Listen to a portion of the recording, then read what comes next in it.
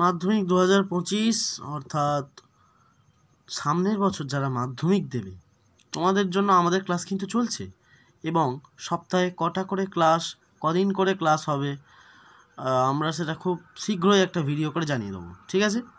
এবং আমরা কিন্তু সমস্ত রকমের ক্লাস করাই, মানে যাবতীয় ফ্রিতে সমস্ত রকম ক্লাস করাই, শুধু এই নয় যে শুধু রাইটিংয়ের ক্লাস করাই।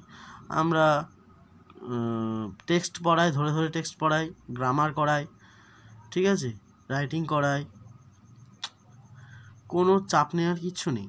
আর ভালো রেজাল্ট করতে গেলে, মাধ্যমিকে ভালো রেজাল্ট করতে গেলে, এই যে এরা 90 পাচ্ছে, 95 পাচ্ছে, 99 পাচ্ছে, কী করে পাচ্ছে সেইটাও আমরা খুব শীঘ্রই ভিডিও নিয়ে আসছি, খুব শীঘ্র, ঠিক আছে। তো তোমরা বন্ধুদের সঙ্গে শেয়ার করো, তোমাদের জন্য আমরা এত কিছু করছি, তোমরা প্লিজ বন্ধুদের সঙ্গে শেয়ার করো আর প্লিজ ভিডিওটায় লাইক করো। কারণ দেখো, তোমার একটা লাইক 10 জনের কাছে এই ভিডিওটাকে ছড়িয়ে দেবে, ঠিক আছে।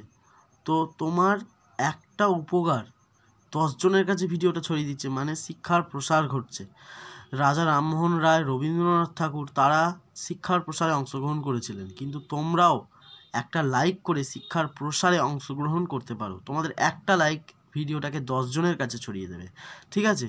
তো চলে আসি মূল কথায়। তো আমরা আজকে একটা প্যারাগ্রাফ রাইটিং নিয়ে আলোচনা করব। দেখো, আজকেই আমরা এত সুন্দরভাবে প্যারাগ্রাফ রাইটিং করাবো যে তোমাদের কাছে এটা একদম ইজি মনে হবে, মানে সহজ মনে হবে, একদম কোনো চাপ লাগবে না। এখানেই মনে হবে যেন অর্ধেকটা মুখস্থ হয়ে গেছে, আর বাড়িতে 2-4 বার পড়লেই এটা মুখস্থ হয়ে যাবে। তারপর না দেখে দেখে তোমার এবেলা পড়লে আর ওবেলা না দেখে দেখে লিখবে, পুরোটাই হয়ে যাবে, ঠিক আছে, কোনো চাপ নেই। তারপরে আবার 1 সপ্তাহ পর না দেখে লেখার চেষ্টা করবে, তো দেখবে লিখতে পারছো কি না। যদি না পারো তখন একবার পড়ে নেবে সহজভাবে, ঠিক আছে, একবার সহজভাবে পড়ে নেবে, তারপরে লেখার চেষ্টা করবে, দেখবে নিশ্চয়ই লিখতে পারবে, ঠিক আছে।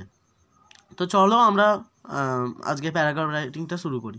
Write a paragraph on your visit to a place of historical interest. মানে তোমার ঐতিহাসিক একটা স্থানে তুমি ভ্রমণ করতে গেছো, মানে ধরো তুমি হাজারদুয়ারি, ঠিক আছে, আমরা হাজারদুয়ারিটাই লিখেছি। সেই ঐতিহাসিক স্থানে যদি ঘুরতে গেছো, সেই নিয়ে তোমাকে একটা প্যারাগ্রাফ বা অনুচ্ছেদ লিখতে হবে। প্রথমেই হেডিংটা কিন্তু বড় হাতে দিতে হয়। তুমি যেই কালিতে লিখবে তার অন্য কালিতে, মানে তুমি ধরো পুরোটা কালো কালিতে লিখবে, হেডিংটা নীল কালিতে দেবে, বা নীল কালিতে ধরো লিখবে তুমি, কালো কালিতে হেডিংটা দেবে, তো দেখতে সুন্দর লাগবে, ঠিক আছে। এই জিনিসগুলো একটু মেনটেন করতে হবে, তো তবেই তো ভালো নাম্বার পাওয়া যাবে। ভালো নাম্বার কি এমনি দেবে? ভালো নাম্বার নিতে হবে, সেটা নেওয়ার জন্য কী কী করতে হবে সব বলে দেবো। দেখো, my visit to a place of historical interest, ঠিক আছে, লিখলে one foggy morning in December last year I went to Murshidabad with my parents. একটা কুয়াশাচ্ছন্ন সকাল, কুয়াশাচ্ছন্ন সকাল কেন বলছে? ডিসেম্বরের সকাল, কুয়াশাচ্ছন্ন তো হবেই। তো লাস্ট ইয়ার মানে গত বছরে আমরা গিয়েছিলাম, আই ওয়েন্ট মুর্শিদাবাদ, মুর্শিদাবাদে গিয়েছিলাম উইথ মাই প্যারেন্টস, আমার বাবা মার সাথে। সবাই বাবা মার সাথেই যায়, ঠিক আছে, কেউ কেউ যেতে পারে অন্যদের সাথে, যাই হোক আর বলছি না।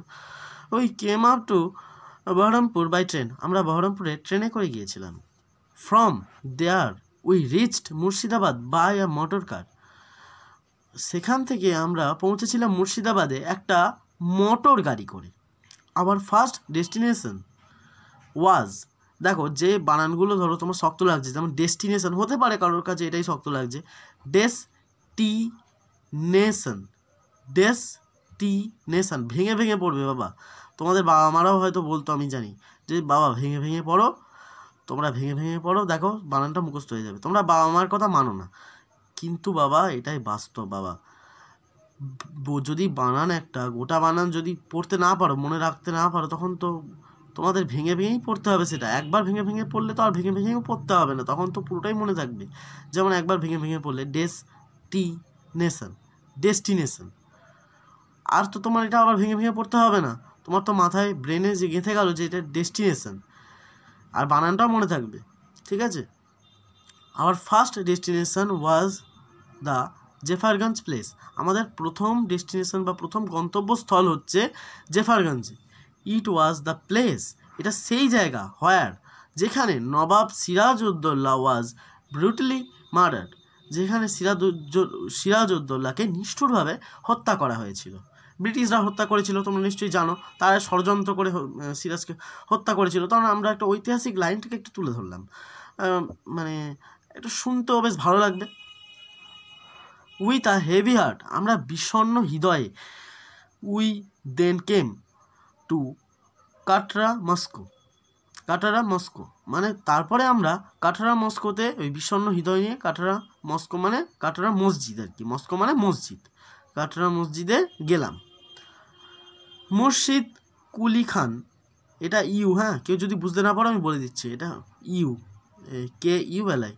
মুর্শিদ Quli Khan is sleeping here peacefully in his grave. Murshid Quli খান ঘুমোচ্ছেন খুব শান্তিভাবে, পিসফুলি মানে খুব শান্তিভাবে, ইন হিজ গ্রেভ তার কবরের তলায়।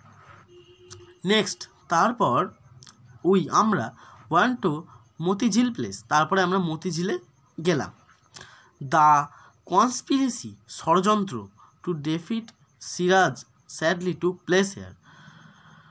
খুব দুঃখজনকভাবে সিরাজের প্রতি যে ষড়যন্ত্র, সিরাজকে সিংহাসনচ্যুত করার জন্য যে ষড়যন্ত্রটা হয়েছিল, সেই ঘটনাটা বা সেই ষড়যন্ত্রটা এখানেই হয়েছিল।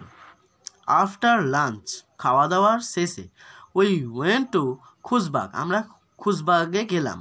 হেয়ার, এখানে Nawab Alivardi Khan, Siraj and his wife Lutfunnesa.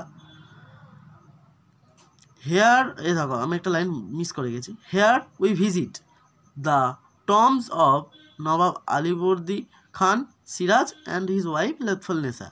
এখানে আমরা ভিজিট করেছি বা দেখেছি দ্য টম্বস, টম্বস মানে সমাধি, দেখো পাশে লিখে দিয়েছি, ভালো করে পড়ে নেবে।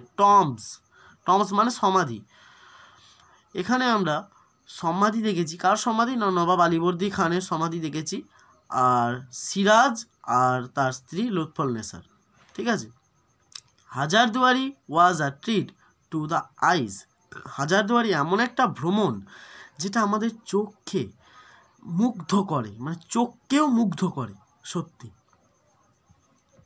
It is an art gallery, এখানে একটা চিত্রঘর, মানে চিত্রের যে ঘর, যেই ঘরে সমস্ত ছবি, ঐতিহাসিক ছবি এগুলো রয়েছে, সেইটাকেই বলে আর্ট গ্যালারি। অ্যান্ড মিউজিয়াম, এবং জাদুঘর, তোমরা তো জানোই মিউজিয়াম মানে জাদুঘর। হেয়ার উই স, ওখানে আমরা দেখেছিলাম the sword of Siraj. Sword মানে কিন্তু তরবারি বা তরোয়াল, যেটা দেশ রাজারা আগেকার দিনে যুদ্ধ করতো, তো সেখানে আমরা দেখেছিলাম সিরাজের তরোয়াল। মেনি রয়্যাল আর্টিকেলস, মানে অনেক রাজকীয় জিনিসপত্র বা ওদের সব যেসব দলিল টলিল হয় না ওগুলো। অ্যান্ড ওল্ড পেন্টিংস, এবং পুরনো ছবি।